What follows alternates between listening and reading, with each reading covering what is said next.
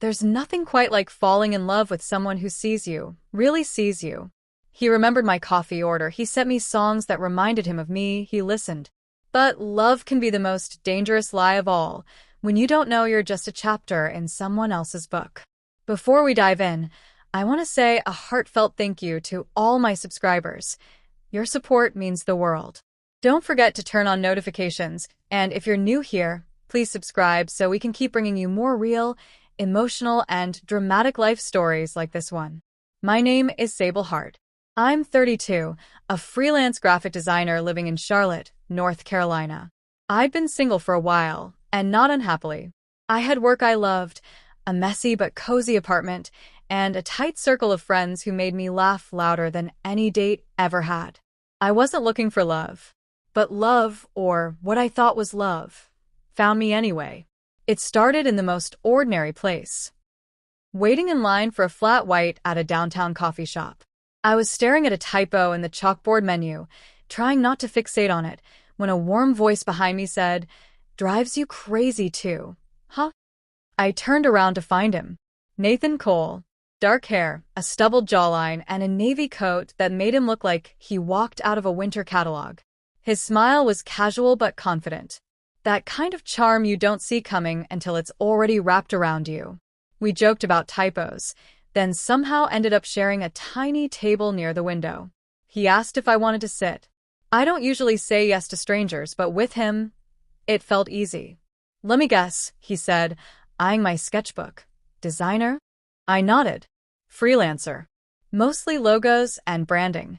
He leaned in. "Creative. I like that." Nathan told me he worked in marketing, that he traveled a lot, but was home in Charlotte for the next few months. "You'd be surprised how lonely hotel rooms can get," he said, eyes holding mine a second too long.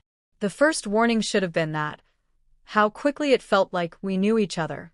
But in the moment, it just felt like chemistry. That same day, he asked for my number. And I gave it. Our first official date was 2 days later. Candlelight, jazz, and the kind of conversation that stretches long past dessert. We talked about music, bad dates, childhood dreams.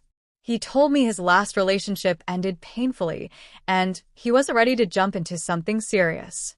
But he was drawn to me, said he hadn't felt this kind of connection in years. The second warning should have been how he never invited me to his place.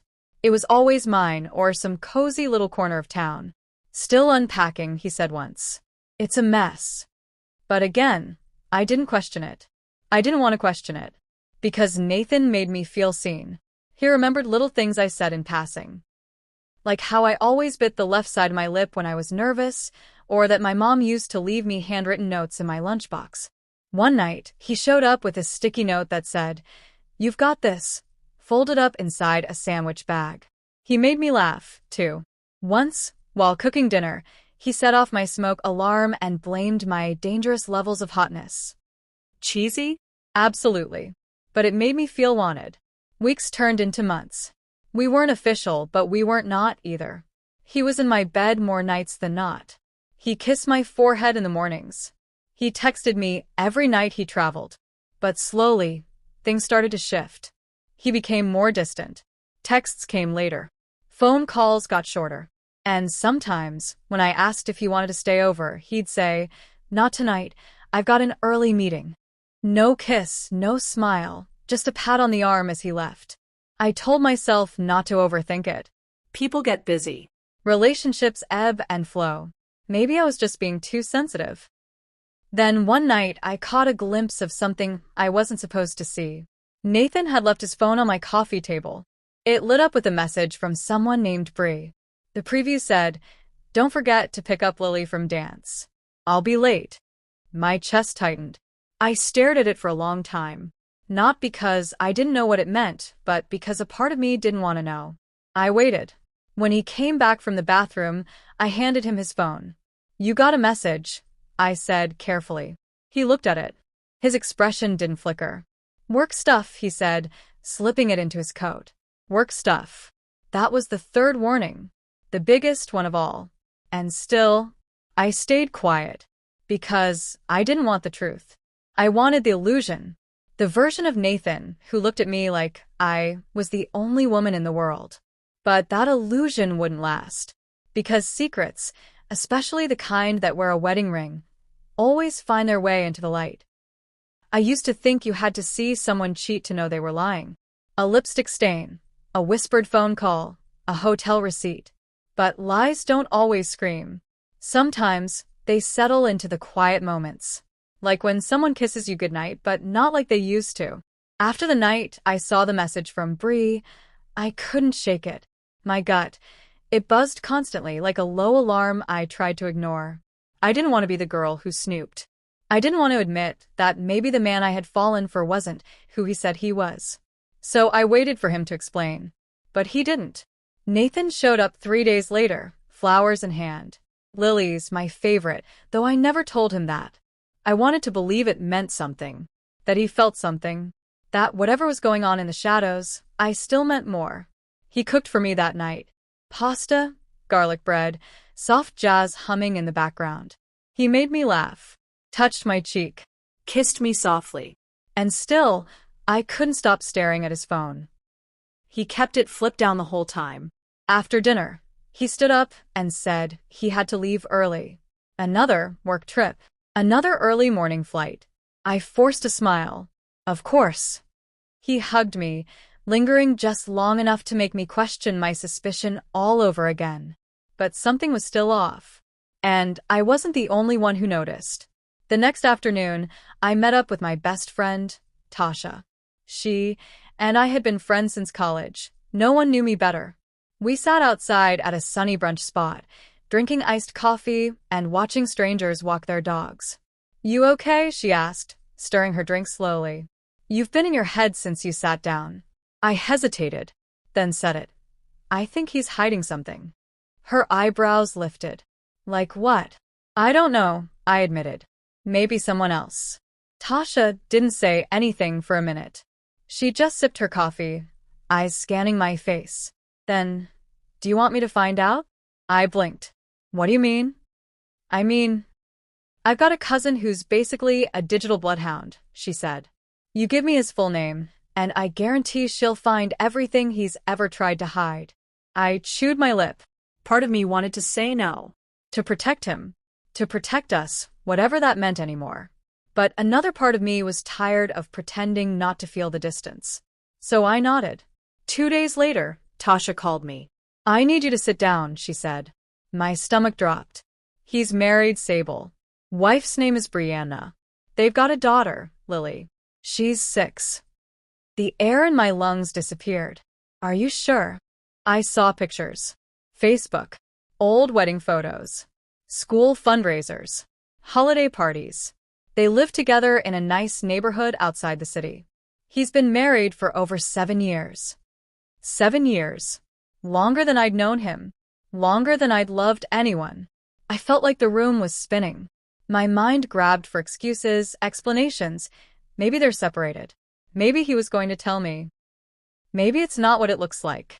But it was. It was exactly what it looked like. He lied. From the beginning. I was the other woman. And I didn't even know it. I didn't sleep that night. His voice kept echoing in my head. The way he said he wasn't ready for something serious. The way he made me feel like I was the only one. Like we were building something real. It was never real. I was just a distraction. A secret. A lie he whispered to himself every time he walked through my door. And yet, part of me still ached for him. That's the thing people don't tell you about betrayal. It doesn't erase the feelings. It just poisons them. I stared at my phone, rereading our last text thread. I wanted to scream. I wanted to cry. I wanted to send him a message, call him out, make him feel the weight of what he'd done. But I didn't. Not yet. Because I needed to see him one last time. Not to forgive, but to know. To look him in the eyes and ask the question that haunted me most. Was any of it real?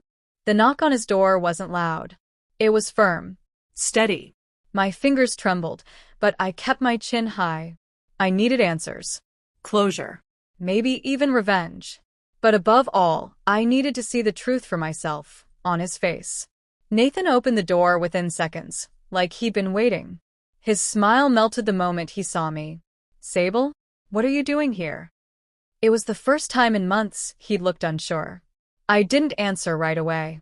I walked past him and into the living room like I'd done so many times before, but this time, everything felt different. Cold, like the walls themselves were keeping secrets. "You told me you weren't ready for anything serious," I said, turning to face him. "But you've been married for 7 years. And you have a daughter." He froze. All the blood drained from his face. "I can explain." "Don't," I snapped. "Just don't." There was silence, thick, suffocating silence. He finally sighed, rubbing his hand down his face. "I didn't mean for it to get this far." I laughed, but it sounded hollow. "That's the best you've got?" He stepped closer, voice softer. "Sable, listen. Things with Brianna haven't been good for a long time. We sleep in separate rooms. We barely talk. I didn't plan on meeting you. But when I did, you made me feel something I hadn't felt in years." I shook my head, trying to keep my voice from cracking. "You made me feel safe. You made me believe in love again." "I do love you," he said quietly. No, Nathan. "You love how I made you feel. That's not the same." He looked like he wanted to argue, but he didn't. Maybe because he knew I was right. Maybe because somewhere in that deceitful heart of his, there was still a shred of guilt. "Does she know?" I asked. He hesitated. That was all the answer I needed. I turned to leave, my hands shaking, my heart heavier than I ever thought possible. But before I opened the door, I stopped. "You didn't just break my heart," I whispered. "You broke the version of me that believed people like you don't lie." Then I walked out. And this time, he didn't try to stop me. The cold night air hit my face like a slap. I sat in my car, hands on the wheel, staring blankly at the dashboard. I didn't cry. Not yet. I felt numb. I had given him so much, my time, my trust, pieces of my soul I didn't offer easily. And he had handed me lies wrapped in pretty moments. I didn't know where I was going. I just drove. Past midnight diners, quiet homes, and gas stations with flickering lights. Eventually, I pulled over and finally let the tears come. Not just for what I lost, but for what I almost gave up. My self-worth. My voice. My ability to walk away. That night, something inside me shifted. I had loved him, but I loved myself more. It happened 3 weeks after I confronted Nathan. I hadn't heard from him since that night. No texts. No calls. Nothing. A part of me was relieved. But another part, maybe the one still mourning what I thought we had, ached for closure. It was a Saturday when it happened. I was at my apartment, folding laundry, still trying to piece my life back together in small, quiet ways. That's when my phone buzzed. Unknown number. I almost didn't answer. But curiosity won. "Hello." There was a pause. Then a woman's voice. Steady. Controlled. Sharp. "Is this Sable Sanders?" "Yes. This is Brianna, Nathan's wife." My stomach dropped. She continued before I could say a word. "I found your number in his phone, hidden under a fake name. But the texts, the pictures, your voice notes," she paused. "I know everything now." I sat down slowly, heart racing. "Brianna, I didn't know. I swear to God, I didn't know he was married. Not until a few weeks ago." "I believe you," she said. "That's the only reason I'm calling." I let out a shaky breath, unsure if I should be grateful or terrified. "I don't blame you," she added. "Not like I used to. Not after reading the things you wrote to him. You really didn't know, did you?" No, y whispered. There was another long silence. "I want to meet," she said. "What?" "In person. I need to look you in the eye. And maybe you need to look me in mine." We met in a coffee shop near Lincoln Park. Mid-morning. Bright sun. But my nerves were anything but calm. Brianna walked in with a presence. Not angry. Not broken. Just dignified. A woman holding herself together with invisible threads. She sat across from me. For a moment, we just looked at each other. She was beautiful. In a quiet, tired way. Her eyes carried stories I hadn't lived through. Her hands didn't stop moving, fidgeting with her wedding ring. "I thought you'd be younger," she said finally. I gave a dry smile. "I thought you'd be angrier." "Oh, I was," she said. "But that burns off after you scream into a pillow every night." "I'm so sorry, Brianna. I really am." She nodded slowly. "I know. I've seen enough liars to know when someone's not one of them." I lowered my eyes. "Why did you want to meet?" She exhaled deeply. "Because I needed to see who he risked everything for. And because you deserved to know the whole truth." She told me everything. The years of drifting apart. His lies. The way he pulled away from their daughter. The business trips that were really weekend escapes. And how I wasn't the first. Just the one he fell for. "I knew something was wrong," she said. "But I didn't expect him to build a whole world outside of me." I felt sick. "You're not the villain," she said gently. "You're just part of the damage." I didn't have words. She stood to leave. "I'm not staying in this marriage. For the first time in 10 years, I'm choosing me." I looked up at her. "You're brave." "No," she replied. "I'm just finally tired of bleeding quietly." Then she left. And I sat there in the empty booth, watching sunlight spill across the table, wondering how I'd become the kind of woman who needed forgiveness from someone like her. That night, I walked into my apartment and saw my reflection in the hallway mirror. I stared at it a long time. I didn't hate the woman looking back at me, but I didn't fully recognize her either. She had fallen, been fooled, loved someone who never deserved her heart. But she'd survived. And survival changes a woman. A year can change everything. 12 months ago, I was tangled in a lie I didn't ask to be part of. I was in love with a man who had a whole family I knew nothing about. I was the other woman, and I didn't even know it. Now, I'm no longer her. Not the broken version. Not the betrayed girl sitting in the coffee shop, apologizing to a woman she never intended to hurt. I'm someone else now. It didn't happen overnight. Healing never does. There were days I couldn't get out of bed. Days I deleted and re-downloaded his number from my phone.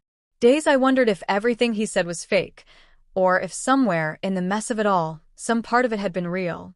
But I stopped needing answers to feel peace. I started therapy. I joined a support group for women who'd unknowingly been the other woman. And that first meeting? I couldn't speak. I just sat and listened. But hearing their stories, it reminded me I wasn't alone. That shame has a way of shrinking when it's spoken out loud. I got a new job. Not glamorous, but steady. I started spending Sundays with my sister and her kids. I even adopted a senior dog from a rescue center. His name is Walter. He's a little blind, a little cranky, but fiercely loyal. We've become a strange little team. Love didn't come rushing back into my life. And that's okay. Because what I found instead was something I never thought I'd feel again. Wholeness. Not because a man gave it to me, but because I took it back, piece by piece. I ran into Nathan once. Unexpectedly. It was early spring downtown. I was at a crosswalk, holding a coffee and walking Walter. He looked older. Thinner. He saw me. Stopped. I nodded. He looked like he wanted to say something. Maybe apologize again. Maybe explain. But I turned and walked away. Not out of cruelty, but because I owed myself that peace. Because some people don't need a second chance to hurt you again. Brianna reached out last month. She's moved to Oregon. Started painting again. She said she's the happiest she's been in years. Her daughter just turned 6. She sent me a photo. It made me cry. Not because of regret, but because of relief. That both of us, 2 women on opposite ends of a lie, somehow survived it. And found something like freedom. So if you're listening to this, and you've ever felt used, betrayed, tricked by love, hear this from someone who's been there. You are not what someone else did to you. You are allowed to start over. You are not the shame you carry.